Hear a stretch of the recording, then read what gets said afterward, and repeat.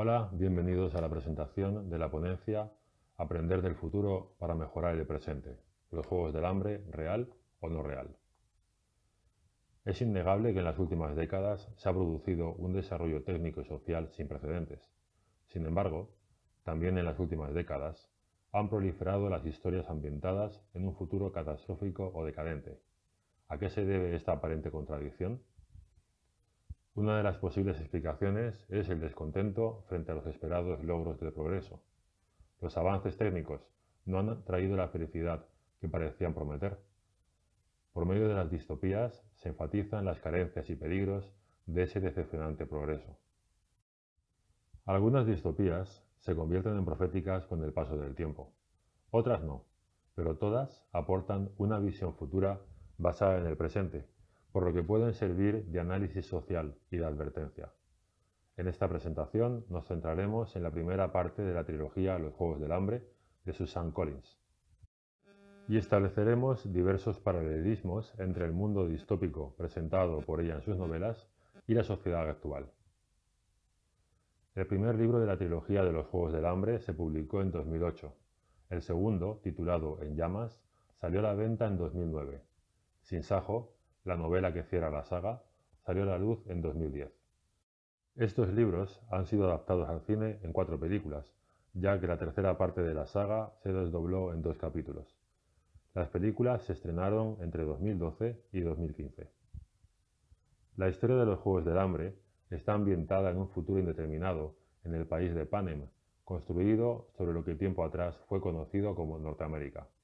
En los primeros capítulos, Katniss Everdeen, protagonista de la saga, ofrece unas pinceladas de la historia de Panem, explicando cómo diversos cataclismos naturales acabaron con la civilización anterior y cómo, sobre sus cenizas, se reconstruyó una nueva sociedad dividida en 13 distritos, que fueron sometidos y humillados por el Capitolio. El Distrito 13 se alzó contra el poder del Capitolio y como consecuencia fue arrasado y todos sus habitantes encarcelados o aniquilados. Los 12 distritos restantes están especializados en la producción de alguna materia prima o de algún bien concreto. El Capitolio, liderado por el presidente Snow, centraliza esta producción y se beneficia de ella, mientras que los habitantes de los distritos apenas tienen lo suficiente para subsistir.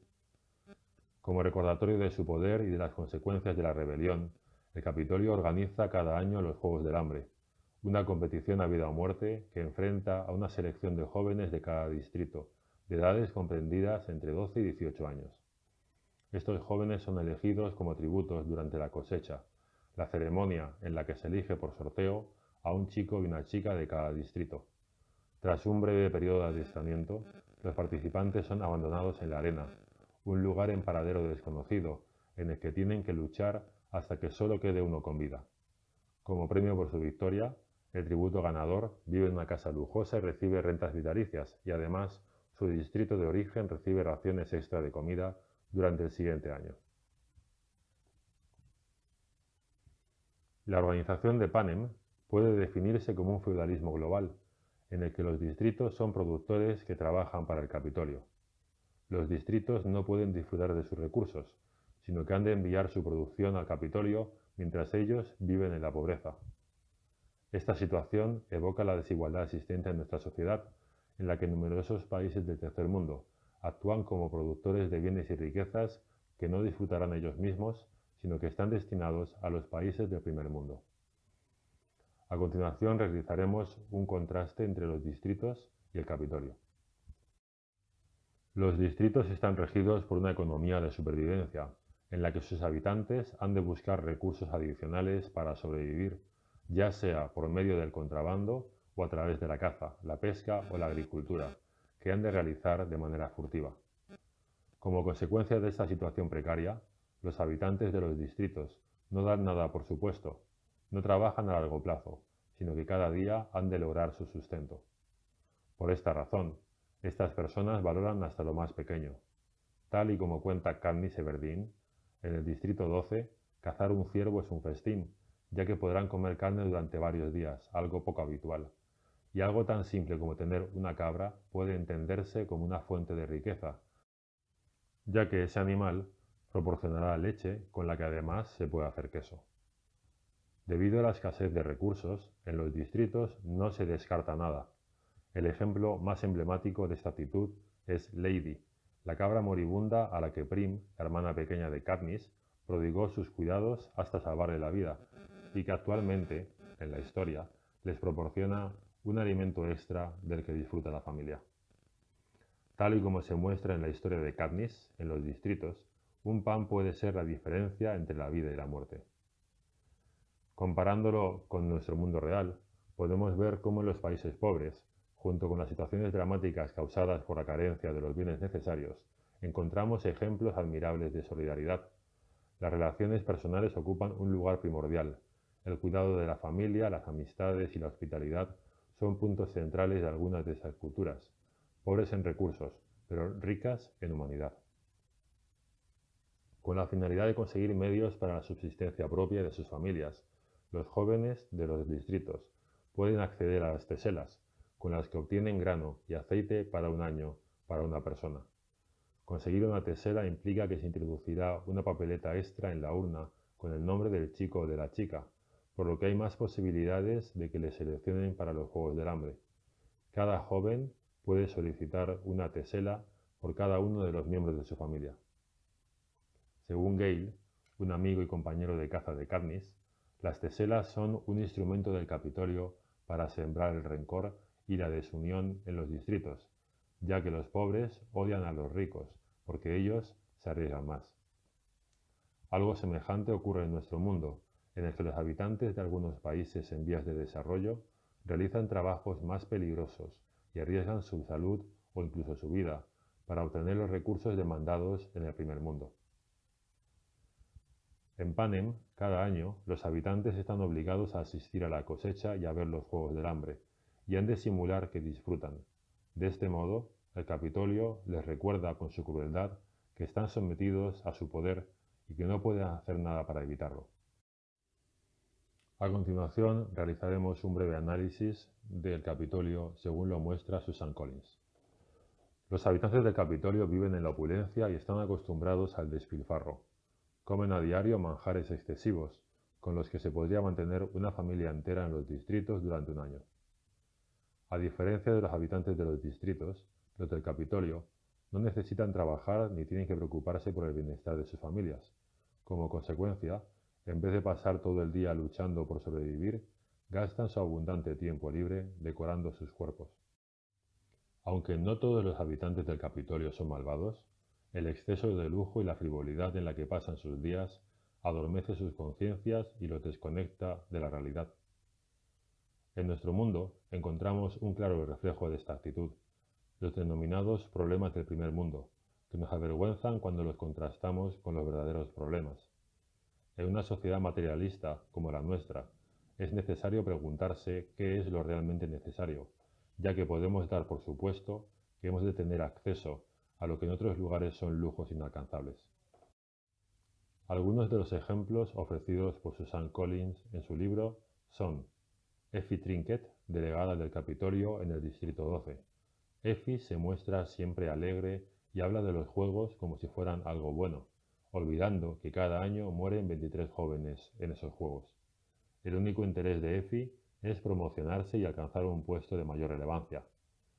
Otro ejemplo son los modistos encargados de vestir a Katniss y Peeta, el compañero de Katniss. Al tratar con ellos frecuentemente, la protagonista se da cuenta de que no hay maldad en ellos, solo inconsciencia. Los miembros del Capitolio no juzgan las decisiones del gobierno ni captan la crueldad con la que se trata a los demás distritos. Están tan adormecidos por el lujo que no se plantean si lo que hacen está bien o mal, ni cómo viven en el resto del mundo. Esta actitud se asemeja a lo que la filósofa Hannah Arendt definió como la banalidad del mal, situaciones en las que la cultura domina a las personas hasta el punto de anular su conciencia. Estas son las consecuencias de una sociedad egoísta y hedonista. Podemos afirmar además que la sociedad del Capitolio es autorreferencial. Cuando los modistos terminan de preparar a Katniss para su entrevista televisiva, con un vestido, maquillaje y peinado exagerado, resumen el resultado de su trabajo diciéndole que por fin parece humana, es decir, que se parece a ellos. Al finalizar los Juegos del Hambre, cuando Katniss vuelve con su equipo de trabajo, se queda desconcertada al comprobar cómo, por sus comentarios, lo único importante para ellos son ellos mismos, cómo se sintieron, qué pensaban, y no los jóvenes que han muerto en la arena. Durante las últimas décadas de nuestra historia, debido al desarrollo económico desigual, se ha instaurado un occidentocentrismo. En los países occidentales medimos la realidad con nuestros parámetros y solo en función de cuánto y cómo nos afecta.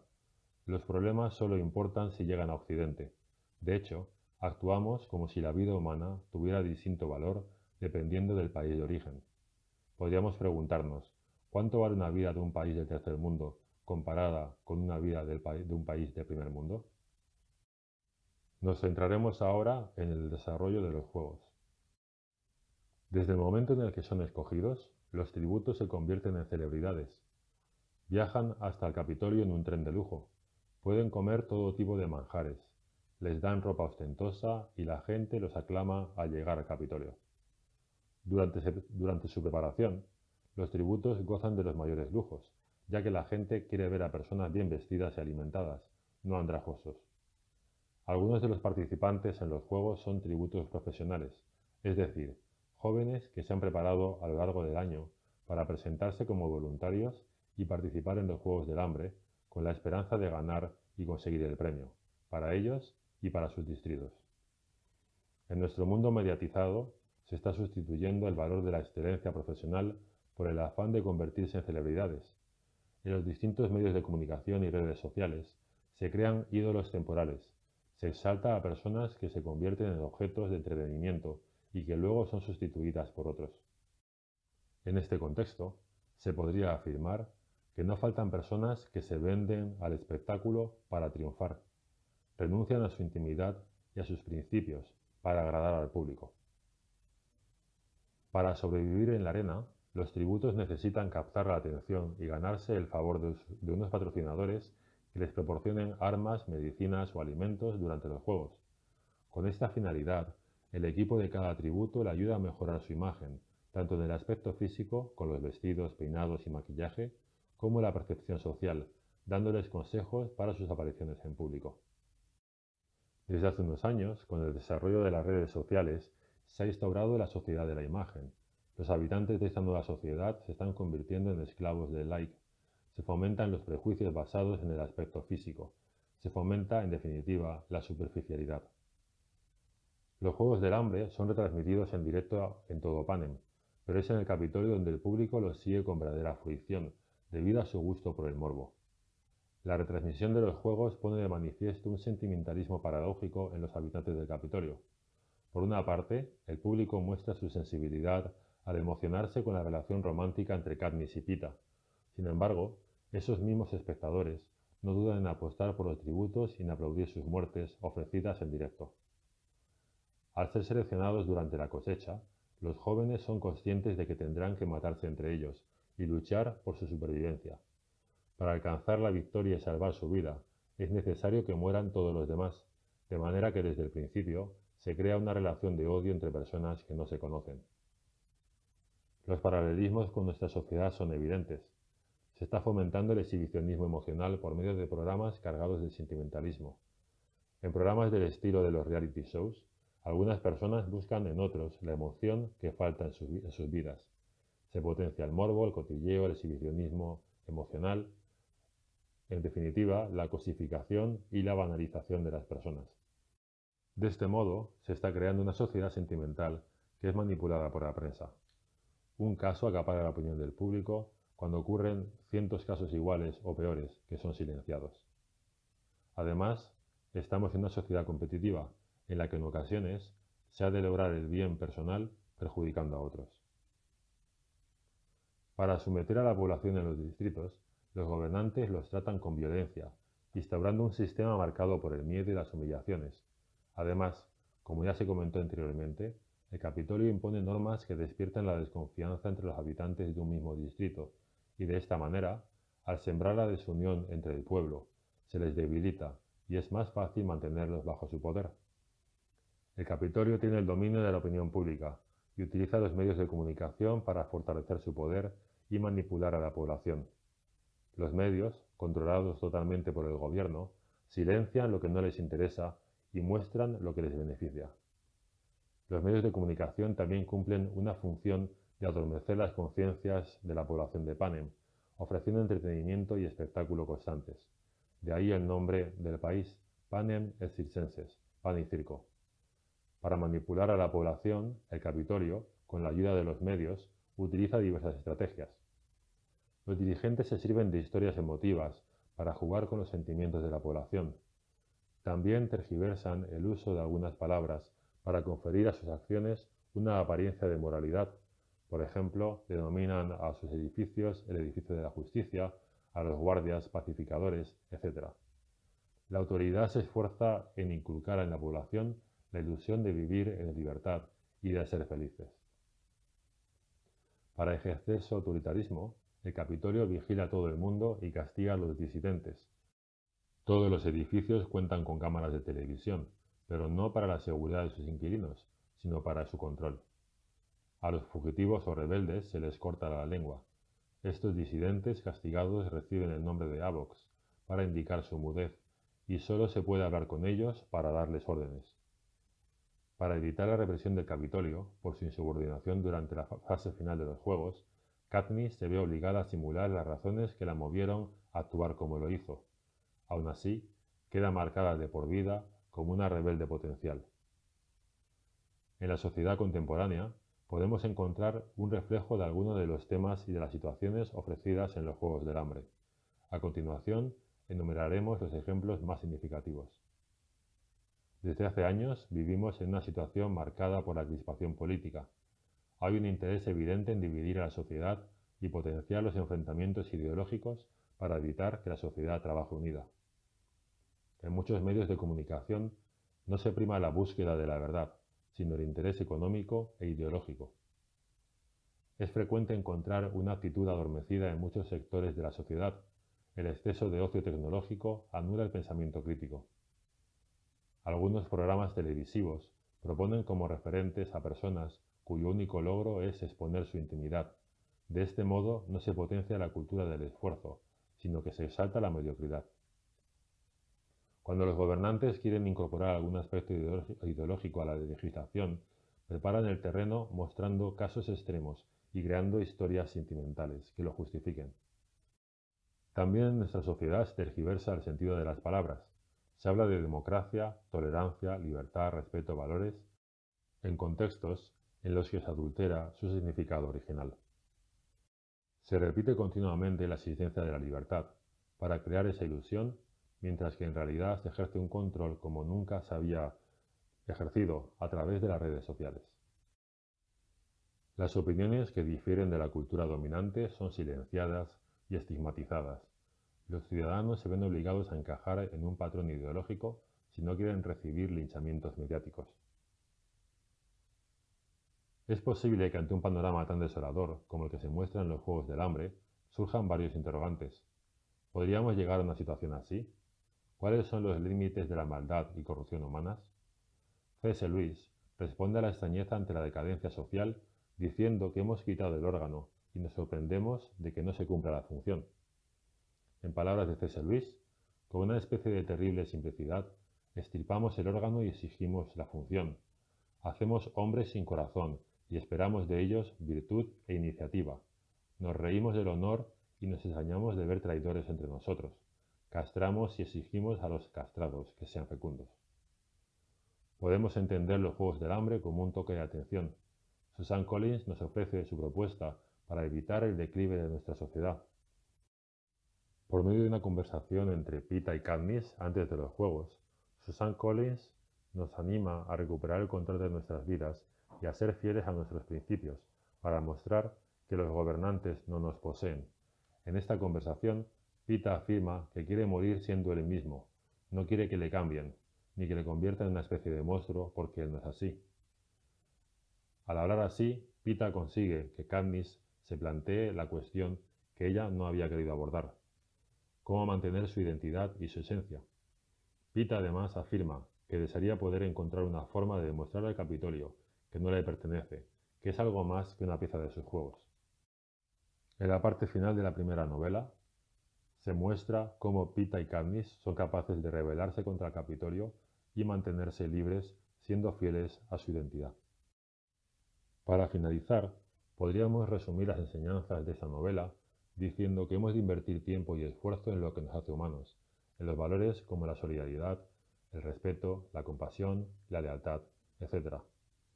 Nuestra sociedad necesita despertar del letargo del bienestar y para ello hemos de rebelarnos contra la sumisión a las que nos somete el lujo, que nos aporta una ilusión de felicidad. Hemos de recuperar la sensibilidad para detectar aquello que no funciona en nuestro entorno. Por último, destacaremos la necesidad de personas que actúen como referentes para la sociedad, pero que sean personas que han adquirido su liderazgo por medio del trabajo y del servicio, no sobre el hecho de ser celebridades mediáticas. Muchas gracias por su atención.